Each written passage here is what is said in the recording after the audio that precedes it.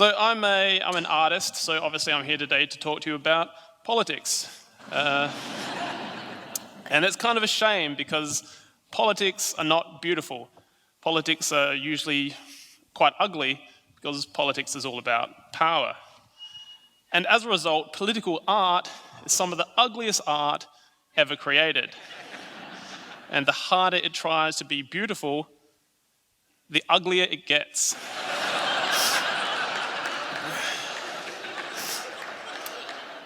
It's ugly because it lies to us about who we are and where we should direct our fear. So where is our fear being directed today? I used to hate political art until a couple of years ago when I found a way to start enjoying it, because I discovered how to cure racism with art.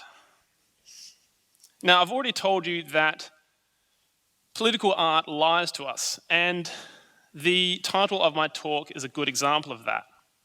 It's a lie because it suggests to us that racism is something inside of us that can be cured or purified. That's a very alluring idea, but is it actually true? Can we cure the world of racism? I think it's a very important question to ask because the answer determines the way we approach the problem. My story starts a couple of years ago while I was living overseas in Scotland. It was the longest I'd ever lived away from home, and I was thinking a lot about what it means to be Australian. What is the Australian character? I wanted to figure that out. What is the Australian character? So I chose a hypothesis, because sometimes I like to pretend that I'm a scientist. So this is my hypothesis. Character is our ability to manage fear. So how do we, as Australians, manage fear?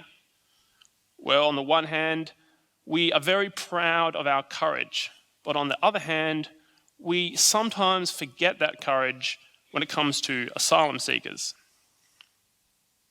So I was considering all that while I was over in Scotland. Whilst back here in Australia, the federal election was beginning to pick up pace, and both major parties were promising to stop the boats. And that phrase, stop the boats, seemed strange to me coming from a nation of immigrants. So I thought, maybe Australia could manage its fear better. Maybe I could help somehow with my art. But my art until then had been completely apolitical. But it was about to take a change, because I got on a train down to London and stuck up a whole bunch of these posters. Australia says, stop the boats. To avoid Aboriginal genocide, stop Great Britain's illegal migration to Australia.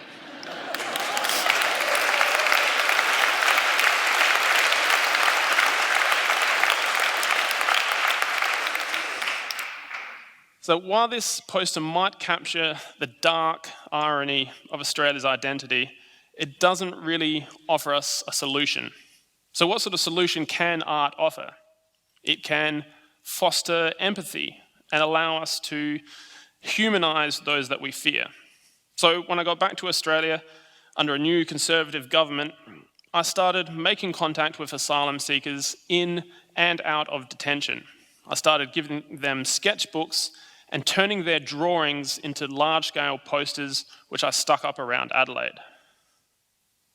This one shows Ali Rezai Muhammad leaving Afghanistan with his family after his father had been murdered by the Taliban.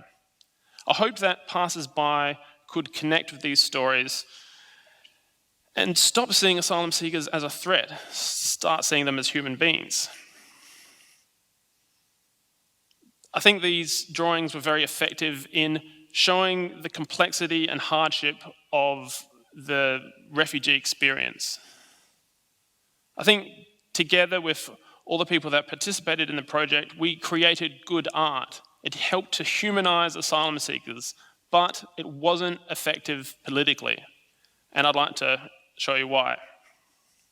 Both these projects, both these examples failed to some extent as political art The first failed because it had irony, but it didn't really offer a solution. The second offered a very weighty solution, but it had no irony to make it attractive.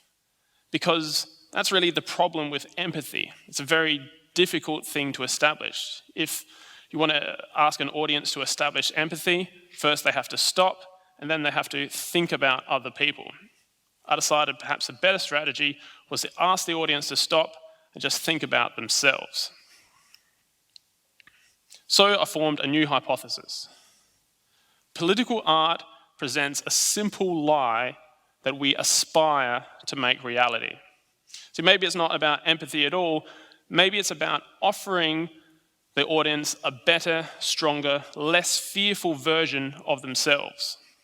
So I wanted to test this idea. So I designed this. I then launched a possible campaign and crowdfunded enough money to stick up 1,000 of these posters around Australia.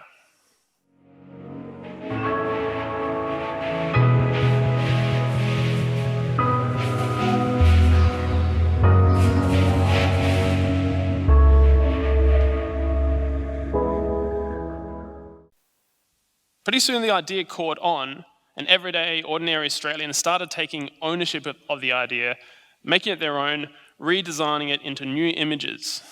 So in that way, it was a success. But why was it a success? Is this a simple lie that ordinary Australians want to aspire to make reality? Well, the first thing to say about it is there is no such thing as a real Australian, and even if there were, they might not say welcome. In a recent poll, 65% of Australians agreed that Australia needs harsher measures against so-called illegal migration, even though 85% of Australians agree that immigration has a positive effect culturally, socially, and economically. See, the poster offers us a glimpse of what our character might be if we are just better able to manage our fear. But a better example of that comes from an older piece of political art, of Australian political art, that's over 100 years old. I'm talking about the Australian National Anthem. The anthem inspired my project. And to show you how, I'd like to show you a quick excerpt from the video with which I launched my project. My name is Peter Drew, and that big piece of paper that I'm trying to hold in the wind is a poster that I designed. But to tell you where the idea really came from, I need to go back to the opening ceremony of the Sydney 2000 Olympics. I was 16 years old, and Julie Anthony was on the second verse of the national anthem. That's the verse that nobody really remembers, including this guy. The bit we all forget goes like this. For those who have come across the seas, we have boundless plains to share. With courage, let us all combine to advance Australia fair.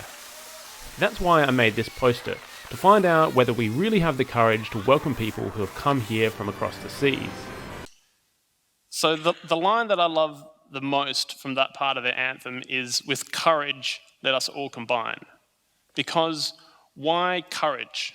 It's an amazing line to find in any national anthem, because it suggests that courage is necessary for social harmony, because fear is a natural part of life. When you're confronted with somebody that seems different, it's natural to feel fear.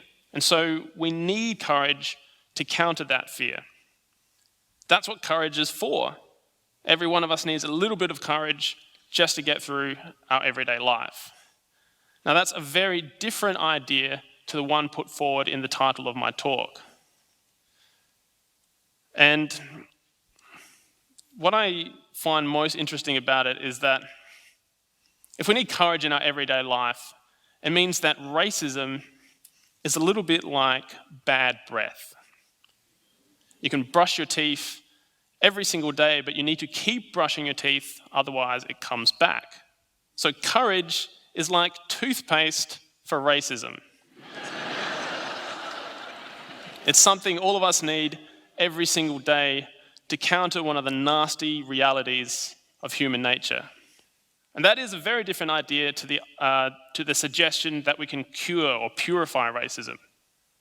So can we do that, or do we need courage every day? I think we need courage. And to show you why, to finish my talk, I'd like to show you why. Speaking of bad breath, who remembers Pauline Hanson? I and most Australians want our immigration policy radically reviewed and that of multiculturalism abolished. Yeah.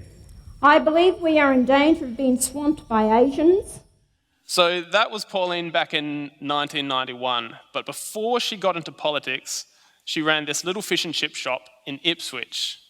But these days, that same fish and chip shop is run by Tan Hung Huynh.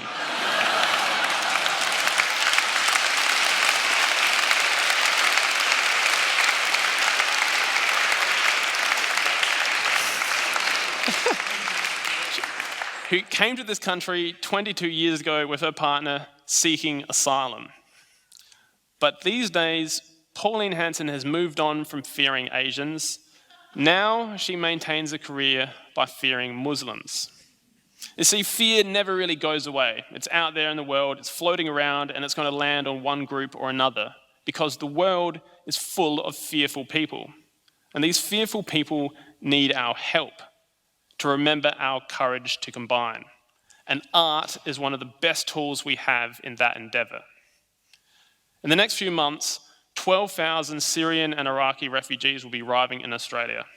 And so I've designed this poster to say welcome. I hope this can help the refugees feel welcome, feel truly welcome in this place. But I also hope that it can help the rest of us remember our courage, because why should we let fear dictate who we are? Thanks very much.